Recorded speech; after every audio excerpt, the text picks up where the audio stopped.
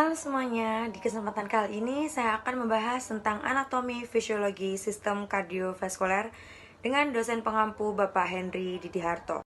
Sebelum itu, perkenalkan saya Kalista Filza Ahmadiyah NRP 222322783 berasal dari kelas RMIKA semester 1. Kardiovaskuler berasal dari kata kardio yang berarti jantung dan vaskuler yang berarti pembuluh darah.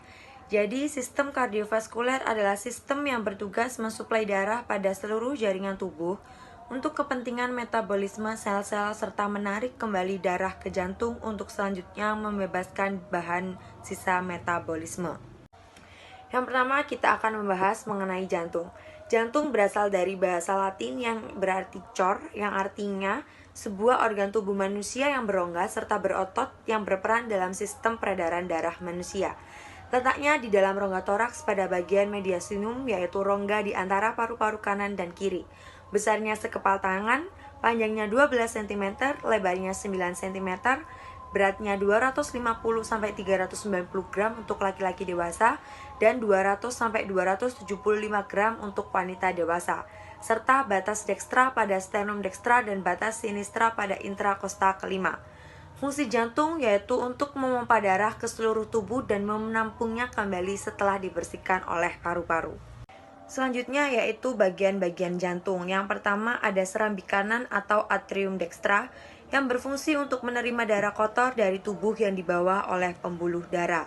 Yang kedua ada serambi kiri atau atrium sinistra yang berfungsi untuk menerima darah bersih dari paru-paru. Yang ketiga ada bilik kanan atau ventricle dextra yang berfungsi untuk memompah darah kotor dari jantung ke paru-paru. Serta yang terakhir ada bilik kiri atau ventricle sinistra yang berfungsi untuk memompah darah bersih dari jantung ke seluruh tubuh. Selanjutnya ada katup atau valvula. Yang pertama ada katup trikuspid yang berfungsi untuk mengatur aliran darah antara atrium kanan dengan ventrikel kanan. Yang kedua ada katup pulmonal yang berfungsi untuk mengatur aliran darah dari ventrikel kanan ke arteri pulmonalis yang membawa darah ke paru-paru untuk mengambil oksigen. Serta yang ketiga ada katup mitral yang berfungsi untuk mengalirkan darah yang kaya oksigen dari paru-paru mengalir dari atrium kiri ke ventrikel kiri. Dan yang terakhir ada katup aorta yang berfungsi sebagai alat untuk membuka jalan bagi darah yang kaya oksigen. Selanjutnya ada sekat atau septum. Yang pertama ada septum atriorum yang memisahkan antara atrium dekstra dengan atrium sinistra. Yang kedua ada septum interventricularis yang memisahkan antara ventrikel dekstra dengan ventrikel sinistra. Dan yang terakhir ada septum atrioventricularis yang memisahkan antara atrium dekstra dengan ventrikel dekstra dan antara. Selanjutnya ada lapisan dinding jantung. Lapisan dinding jantung yang pertama yaitu epikardium yang berarti lapisan terluar yang berfungsi sebagai lapisan perlindungan tambahan bagi jantung di bawah perikardium. Lapisan dinding yang kedua yaitu miokardium, lapisan tengah, yang merupakan jaringan otot jantung dan lapisan tebal dari dinding jantung yang terdiri dari sel-sel otot jantung atau kardiomiosit yang berkontraksi seperti sel otot lainnya. Yang ketiga yaitu endokardium, lapisan dalam, yang berfungsi sebagai lapisan untuk mengumpulkan darah, memompa dan dapat membantu mengatur kontraktilitas. Yang keempat yaitu perikardium, lapisan terluar, yang berfungsi untuk membungkus bagian epikardiar dalam jantung dan mempertahankan posisi jantung, menjaga fleksibilitas pergerakan jantung. Selanjutnya kita akan membahas tentang pembuluh darah. Di dalam pembuluh darah jantung terdapat aorta, arteri koroner, arteri pulmonalis, dan vena pulmonalis. Yang pertama kita akan membahas tentang aorta. Aorta adalah arteri terbesar dalam tubuh manusia dan bersumber dari ventrikel kiri jantung dan membawa darah beroksigen kepada semua bagian tubuh dalam peredaran sistemik. Aorta adalah arteri elastis, oleh karenanya maka dapat mengembang. Yang kedua yaitu arteri koroner. Arteri koroner adalah arteri pada sirkulasi koroner yang mengantarkan darah menuju otot jantung, yang berfungsi menyediakan suplai darah dan oksigen untuk otot jantung. Arteri koroner terbagi menjadi dua, yaitu arteri koroner kiri utama yang berfungsi memasok darah ke sisi kiri otot jantung, dan arteri koroner kanan yang bertugas memasok darah menuju ventrikel kanan, atrium kanan, SA, dan AV. Selanjutnya yaitu arteri pulmonalis. Arteri pulmonalis adalah salah satu dari 2 pembuluh bercabang dari batang paru yang merupakan bagian integral dari anatomi jantung utuh dan merupakan pembuluh yang mengangkat darah deoksigen ke paru-paru yang berasal dari ventrikel kanan. Fungsinya adalah untuk membawa darah terdeoksigensi, darah yang sedikit memiliki oksigen dari ventrikel kanan jantung ke paru-paru. Selanjutnya yaitu siklus dan bunyi jantung. Siklus jantung adalah urutan kejadian yang terjadi saat jantung berdetak. Terdapat 2 fase siklus jantung. Yang pertama ada sistol, jaringan otot jantung berkontraksi, yaitu 0,3 detik untuk memompa darah keluar dari ventrikel. Normal sistol adalah 120. Yang kedua yaitu diastol. Diastol merupakan otot jantung rileks atau mengendur selama 0,5 detik. Terjadi pada saat pengisian darah di jantung. Normalnya diastol adalah 80. Selanjutnya yaitu bunyi jantung.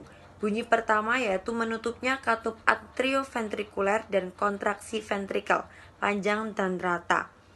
Bunyi kedua yaitu menutupnya katup aortik dan pulmoner, pendek dan tajam.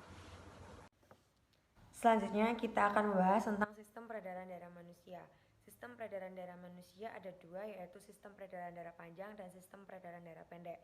Yang pertama yaitu sistem peredaran darah panjang atau besar atau sistemik, yaitu peredaran darah yang mengalirkan darah kaya oksigen O2 dari ventrikel ke seluruh jaringan tubuh atau sistemik. Yang kedua yaitu peredaran darah pendek atau kecil atau pulmonal, yaitu peredaran darah yang mengalirkan darah dari jantung ke paru-paru dan kembali ke jantung.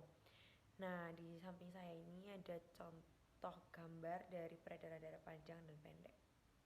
Nah, di atas ini beberapa perbedaan dari peredaran darah panjang dan peredaran darah pendek. Yang pertama, peredaran darah panjang mengalirkan darah ke seluruh tubuh, sedangkan peredaran darah pendek mengalirkan darah ke paru-paru. Peredaran darah panjang memenuhi kebutuhan organ yang berbeda dan peredaran darah pendek memenuhi kebutuhan paru-paru. Peredaran darah panjang mempunyai tekanan permulaan yang besar, sedangkan peredaran darah pendek mempunyai tekanan permulaan yang rendah. Kemudian ada juga peredaran darah panjang, darah yang melewati arteri kaya oksigen, sedangkan peredaran darah pendek darah yang melewati arteri kaya karbon dioksida.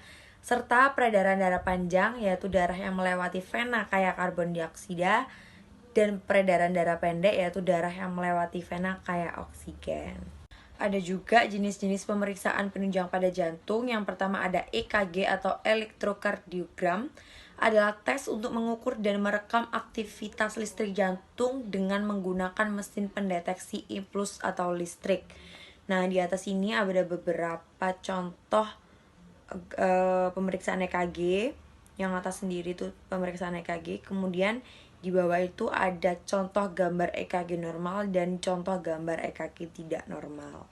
Selanjutnya yang kedua ada ekokardiografi, adalah sebuah metode pemeriksaan dengan menggunakan gelombang suara berfrekuensi tinggi untuk menangkap gambar struktur organ jantung. Di situ juga ada gambarnya. Serta yang ketiga ada foto ronsen dada, yaitu dapat melihat pembesaran jantung dan melihat kondisi paru-paru. Yang keempat ada EKG treadmill, yaitu berfungsi untuk melakukan pemantauan jantung, mengukur terhadap aktivitas fisik yang dijalani. Yang kelima ada MRI jantung, yaitu untuk melihat gambaran jantung dan katupnya secara rinci, serta untuk mengetahui tingkat keparahan dari penyakit katup jantung. Yang keenam ada kateterisasi jantung, yaitu dilakukan dengan menyuntikkan zat warna kontras ke dalam pembuluh darah koroner dan dilakukan foto ronsen untuk melihat pembuluh darah koroner secara rinci. Nah, di situ juga ada gambarnya, guys. Nah, terima kasih karena kalian sudah menonton video YouTube saya, dan jangan lupa di like, comment, dan subscribe. See you.